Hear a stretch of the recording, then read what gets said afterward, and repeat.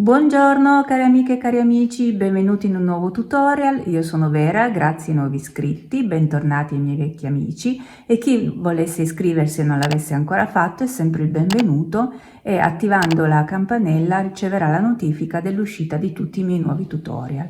Oggi vi presento un punto che io trovo sia fantastico, spettacolare. Io lo chiamerò, visto che non ho trovato il nome del punto cuori, perché forma questi piccolissimi cuori in mezzo a queste colonne. Non è reversibile, ma il retro è altrettanto bello. È un punto adatto a stole estive secondo me, ma adatto anche a gilet, a cardigan, un punto tipicamente femminile, perché appunto formando questi cuori io lo vedo adatto a, insomma, a un mondo femminile. Potrebbe andare bene anche per delle copertine da neonato, Allora, è fantastico, consta soltanto di 2 giri ed è semplice, quindi seguite fino alla fine il mio tutorial per non perdere questo fantastico punto. Guardate che bello, meraviglioso. Poi con questo colore che ho utilizzato, questo arancio acceso, cioè mi ricorda veramente l'estate che sta per arrivare. Bene, andiamo immediatamente al nostro tutorial.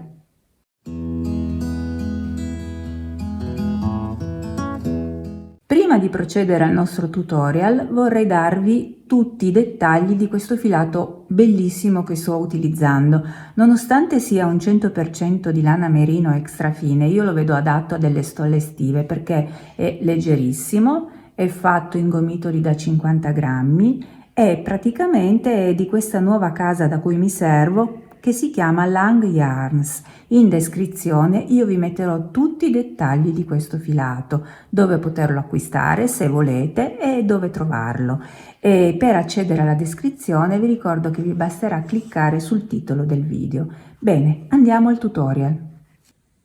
Allora, il nostro punto ha bisogno di un numero di maglie pari, multiplo di 2, e consta soltanto di 2 giri. Io ho montato pochi punti perché ve lo voglio far vedere almeno 2 volte come si fa il punto. Quindi adesso eseguirò un giro di base che va ripetuto solo una volta all'inizio, tutto al diritto. I miei punti di vivagno li lavorerò al diritto.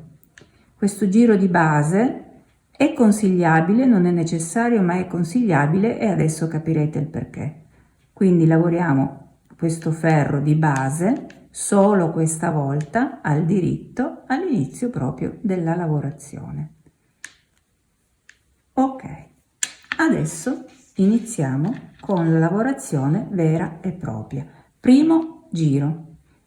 Eseguo il mio punto di bordo o di vivagno al diritto, dopodiché la ripetizione è la seguente: si esegue sempre lo stesso punto, un diritto, ma faccio 2 gettati, giro praticamente il filato 2 volte sul ferro di destra e di nuovo un diritto con 2 gettati, un diritto con 2 gettati. Il primo giro di base mi è servito per rendere un pochino più morbide le mie maglie e quindi agevolare il passaggio sul ferro di destra. 2 gettati con un diritto e di nuovo per tutto il ferro fino alla fine. Vedete, è semplicissimo, dovete soltanto girare 2 volte il filato che nel giro successivo allargherà il vostro punto. Punto di bordo al diritto, e questo era il primo ferro. Andiamo adesso al secondo e ultimo giro, che è quello un pochino più particolare.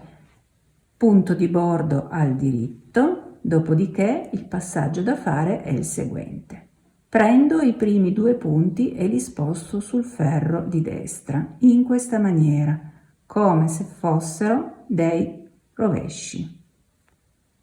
Ecco qua. Arrivati a questo punto li sposto di nuovo sul mio ferro di sinistra e, aiutandomi con il pollice, inserisco il mio ferro di destra sotto per prendere il secondo dei 2 punti in questa maniera. Vedete? Mi aiuto trattenendo l'altro punto e lasciando cadere quello che ho appena lavorato. In poche parole incrocio i 2 punti È questo incrocio che dà luogo alla lavorazione che poi formerà un piccolo cuore. Vedete? Sembra difficile, ma credetemi non lo è. Passate i 2 punti sulla destra, poi riportateli sulla sinistra e adesso lavoreremo prima il secondo punto prendendolo da sotto. In questo modo lo lasceremo cadere e andremo all'altro punto successivo. La lavorazione è sempre al diritto, però è un pochino particolare. Quindi passo i miei 2 punti, li riporto a sinistra. A questo punto trattengo i punti con il mio ditino e vado sotto a cercarmi il mio secondo punto. Lo lavoro a diritto e lo estraggo e poi lavoro l'altro punto in questo modo e di nuovo. Passiamoli sulla destra, poi riportiamoli al loro stato originale e andiamo a prendere il secondo dei 2 punti. Lavoriamolo a diritto e lasciamolo cadere. L'altro lo lavoreremo per secondo. E punto di bordo o di vivagno. Rifacciamo ancora 2 giri. Allora, il primo giro dopo il vivagno si fa in questa maniera, tutti i punti a diritto ma girando 2 volte il filato. Vedete? In questo modo 2 volte, semplicemente girando il filato 2 volte. Mi metto proprio vicino alla telecamera per farvi vedere bene la lavorazione. 2 volte e 2 volte e punto di bordo al diritto. Adesso eseguo il secondo giro, quello un pochino più particolare. Punto di bordo di vivagno al diritto, dopodiché trasporto i 2 punti che incontro sulla destra in questo modo, come se fossero dei rovesci passati senza essere lavorati. Li riporto a sinistra, trattengo con il ditino e vado a cercarmi da sotto il secondo dei 2 punti. Lo lavoro al diritto e poi lavoro il secondo.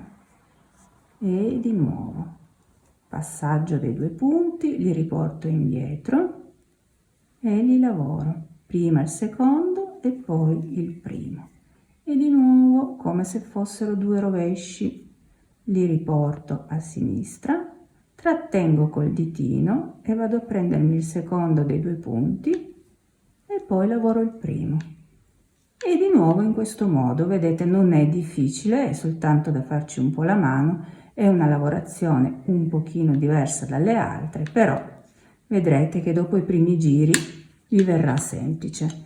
Poi guardando il risultato non vi pentirete di aver provato perché è semplicemente stupendo, guardate.